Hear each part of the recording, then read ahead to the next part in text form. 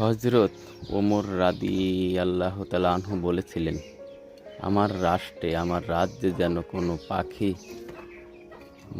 বলতে না পারে আমি না খেয়ে আছি। তাই তিনি পাহাড়ের গায়েও খাদ্য ছিটিয়ে রাখতেন যেন পশু পাখিগুলো খেতে পারে।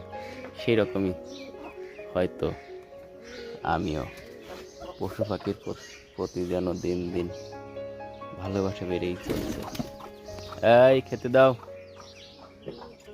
এই হলো পাখি যারা পারলে তাদের মন অনেক বড় থাকে, কারণ শুধু শুধু টাকা খরচ করে তাদের খাওয়াতে হয় আর ভালোবাসা দিতে হয়।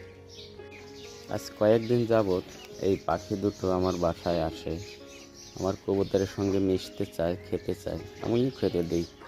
তবে আমি চাই না এরা আমার বাসায় থাকুক, আসবে, খাবে, চলে যাবে। একটা পাখি তার খাওয়ার প্রয়োজনে আমার বাসায় আসবে বলে আমি সেটাকে আটকে রাখবো, এরকম কেন আমাদের মন মানসিকতা?